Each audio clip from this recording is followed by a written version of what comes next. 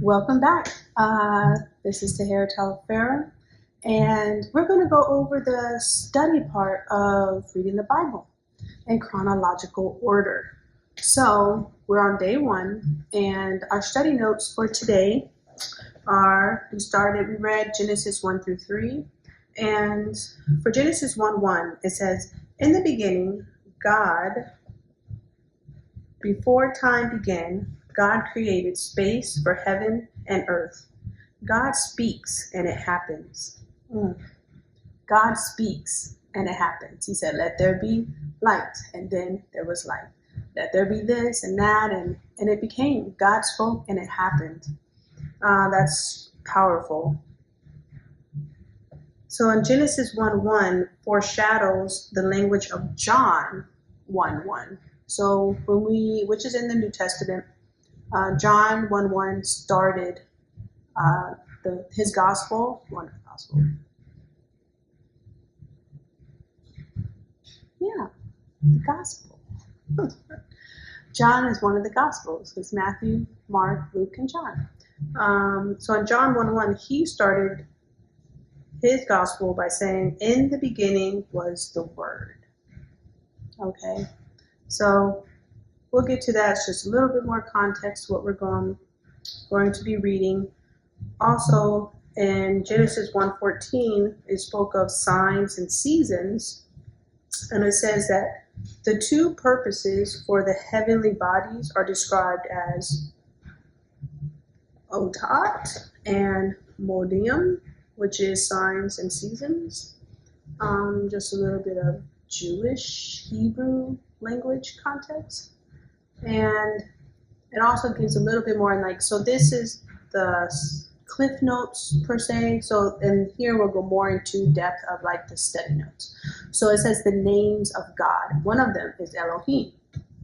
So it says in Genesis 1:1, in Hebrew thought, a name was not just a way of identifying a person, it was a way of revealing his or her very identity and essence. It is the same with the names of God.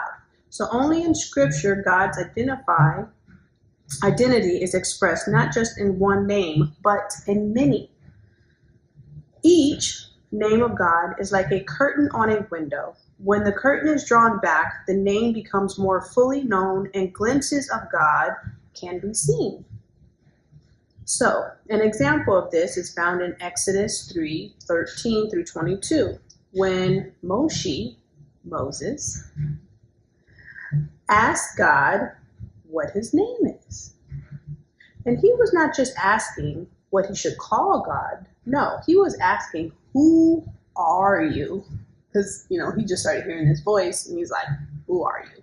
Who are you talking to me?" And so, describe yourself, and God doesn't just say, "I'm God." He explains that he is eternal, the God of the Jewish people, a God of compassion, who has taken notice on Israel's captivity and who will free them. Moses, asked for a name, and he was given an expression of God's compassion and his desire to free his people. Okay? So it goes into depth on way more things. So it goes into other Hebrew proper names. The name of God is more than just mere distinguishing title.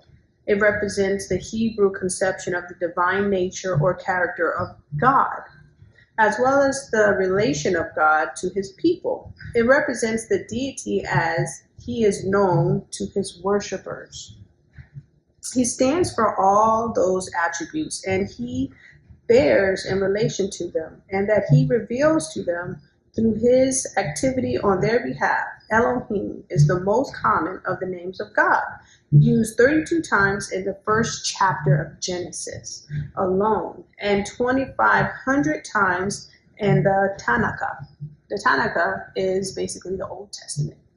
But that's what it's called. The Old Testament in Hebrew is broken up into 3 different books. But in the Bible, all those 3 books are put together, and it's called the Old Testament. So it says here, most probably this is explained in the plural of majesty or excellence, expressing high dignity or greatness. This ancient name for God conveys the idea of his creative power, authority, and sovereignty. The singular, Eloha, or Eloah, is relatively rare, occurring only in poetry and late prose, 41 times in the book of Job, which we will get to. The singular is used in 6 times of the heavenly deities, and the plural also a few times either for gods or images. So you can read more about it in Exodus 9:1, Exodus 12:12, and Exodus 20:3, or for one God, which is, you can read more about it in Exodus 32:1, Genesis 31:30 and 32. In the majority of cases, both are used as names of the one God of Israel. Okay, so the root word of the meaning, the root word of Elohim is unknown, right? So the most probable theory is that it's connected with he with whom one who is afraid takes refuge. The name of the one whom Isaac fears. In Genesis 31:42 and 53, you also see in Isaiah chapter 8, verse 13, and Psalms chapter 76, verse 12. So the predominance of this name in the later writings as compared with the more distinctively Hebrew national name, Yahweh, YHVH, may have been due to the broadening idea of God as the transcendent and universal Lord. YHVH, Yahweh. Elohim is a common expression in the Tanakh, meaning the Lord of God. Okay, which I've also heard the Yahweh meaning breath, like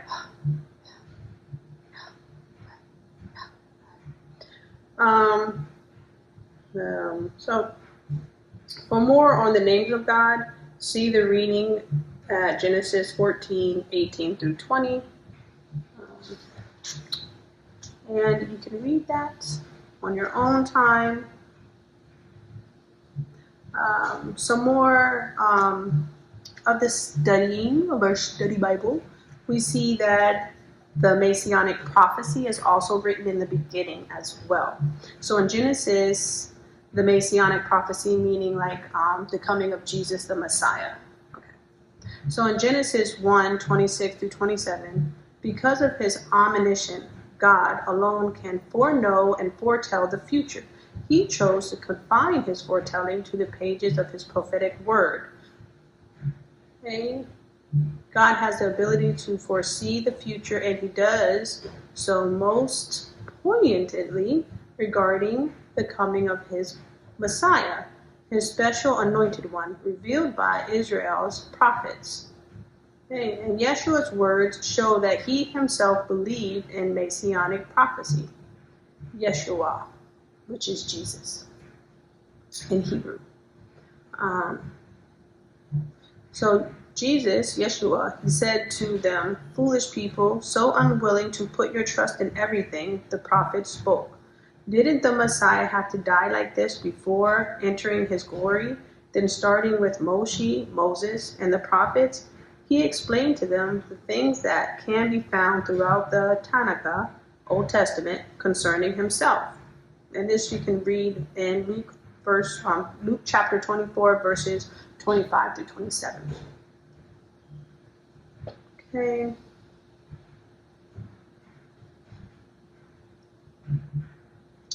So let's go on to when it mentioned Sabbath, right? The seventh day, which is Shabbat in Hebrew. Shabbat, okay? That's in Hebrew, but in English we call it the Sabbath.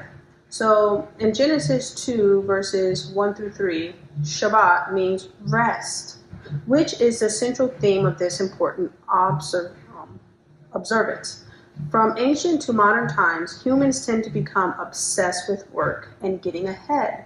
There's always more to do, yet without proper rest and refreshment, human strength and creativity fail. In his infinite wisdom, God told the children of Israel to recharge themselves physically, emotionally, and spiritually. He demonstrated this principle when he created the universe. For 6 days, he formed the world and everything in it. But on the seventh day, he rested. Which, that is. Consequently, the seventh day, Shabbat, is to be a perpetual reminder of God, the Creator, and our need to find rest in Him. So based on the creation account in Genesis, Shabbat lasts from sundown Friday evening to sundown Saturday, as it is written, there was evening and there was morning. Hence, on the Hebrew calendar, each new day starts at sunset. So each new day starts at sunset. Most Christians consider Sunday as their Sabbath day, which is because Sunday, the first day of the week, and Yom Roshan is considered the day Yeshua, Jesus, rose from the dead. Pertaining to the memorializing of this day, Rabbi Hemi Havilah Domen, to be a Jew, 65, writes this. What does the Torah teach us when it says that God rested? The Torah is the first 5 books of the Bible. Is he human that he tires and needs physical rest? It is to teach us that just as God stopped creating physical things on the seventh day, so is man to stop creating on this day. Man is to stop making things, to stop manipulating nature by desisting from all such labors. We not only acknowledge the existence of a creator, but also emulate the divine example. Okay? God. Since all biblical holidays are days of rest, the Bible begins by establishing the importance of Shabbat, unfolding throughout the scriptures the vital and valuable lessons associated with each holy day. Okay? For more on the Sabbath or Shabbat, you can see the readings at Exodus chapter 20, verses 8 through 11. Okay? So here in the garments in the garden, if you wanted to, we're going to take a little dive deeper into those garments that were made in the garment, right? Adam made garments in the garden, and God made garments in the garden. So in Genesis chapter 3, verses 6 through 11, from the beginning of creation, God's plan has always been in communion with humanity. Humans, both male and female, are image bearers of Adonai, God, and being made in the likeness of God, are called to find both identity and purpose in Him. Yet, despite the perfection of their union with Adonai in the garden, Adam and Hava, Eve, were tempted and rejected the Lord's commands. They chose instead the path of rebellion and sin. With sin came shame, and the eyes of both of them were opened, and they realized that they were naked. You can see that in Genesis 3:7. As a result, humanity is marred with sin. Yet, God has provided a covering for our nakedness for our sin. In Genesis 3, chapter 3:21 states, Adonai, God made garments of skin for Adam and his wife and clothed them. The sages don't offer any explanation as to what these skins were. Nevertheless, the skins Adonai provided to cover Adam and Hava, Eve, superseded the lion cloths they had made to cover their shame. Adam's covering, kapora, was a symbol that, though the sacrifice is to come, and in the coming Messiah, humanity would be freed from its brokenness, sin, and shame. For more on the salvation and atonement you can see the readings of Genesis chapter 22, verses 1 through 19. Now, the tabernacle in the garden, which is the tabernacle in Hebrew is called Mishkan. Mishkan. Okay, hopefully I'm saying it right. So in Genesis 3 and 8, throughout the scripture, the tabernacle, Mishkan, is a symbol of Adonai's perpetual desire to dwell with his people. As theologian Anthony A. Hakoram says, human beings reflect God and exist not as solitary beings, but as a being in fellowship. While one might assume that fellowship between humanity and God began in the tabernacle following Israel's exodus from Egypt in the tent of meeting in the wilderness, God first dwelt with Adam and Heva, Eve, in the Garden of Eden. In Genesis chapter 3, verse 8, the canopy of trees under which their relationship grew provided an intimate place for them and was a precursor to future dwellings place in which God and humanity could have fellowship. Adam was placed in the garden by God in Genesis 2 and 5 to cultivate it. To cultivate relates to shomer, the Hebrew word meaning to guard. As their loving and protective father, Adonai is therefore with Adam and Heva, Eve, reminding them that communion can exist only in relationship with him. So for more on the tabernacle, Mishkan, so you can see the readings of Exodus 33:15. And I believe that's when Moses led the people free out of Egypt. And then you can read more on that there. So the last part that we're going to dive into is the Messianic prophecy, the seed. Okay. So in Genesis 3, chapter 3, verse 15, it provides a glimpse of God's restoration plan of the world. Some see this as prophecy as the seed of all future prophecies. It also describes a battle between the force of good, the Messiah, and the force of evil, Satan, God's adversary. The serpent mentioned in this prophecy is not a mere reptile, since he is described as an individual with intelligence, speech, and awareness of God. The name is probably a title describing its nature, not a statement of its shape. This is the serpent in the final conflict between God and his adversary, who will be crushed by the seed mentioned in the text. The descendant of the woman here is a generic term for all humanity, and the descendant of the serpent of all evil. Yet there is a clear sense that one specific male descendant of the woman will ultimately crush the head of the serpent. In Genesis 3:15, the suffix on the word heel is singular. Even though humanity will conquer the serpent, it will be through the work of the singular descendant of the woman who will crush his head. That evil will ultimately be defeated. So here in the readings of Rabbinic sources also see this as a messianic prophecy. At his request, God showed Satan the Messiah, and when he saw him, he trembled, fell on his face, and cried, "Truly, this is the Messiah who will bruise me."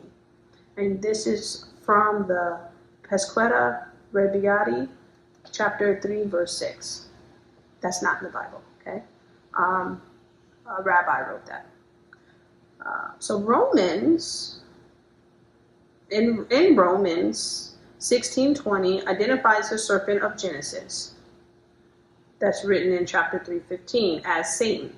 God, the source of shalom, will soon crush the adversary under your feet. In 2 Corinthians, Shaul warns, which I believe is Paul. Yeah, Paul, because Paul wrote that. Paul warns Hava was deceived by the serpent and his craftiness, for the adversary himself masquerades as an angel of light. Revelation 12:9 makes it even clearer. The great dragon was thrown out, that ancient serpent, also known as the devil, and Satan, the adversary, the deceiver of the whole world. Although Genesis 3:15 does not specify a name for the descendant of the woman, the New Testament clearly connects the first messianic prophecy to the Messiah, Yeshua. For more on messianic prophecy, see the readings at Genesis 49 and 10. And that concludes our study notes for reading the Bible in chronological order. So that's day one, folks. See you next time. See you tomorrow as you join me for the reading of the Bible in chronological order. Thank you.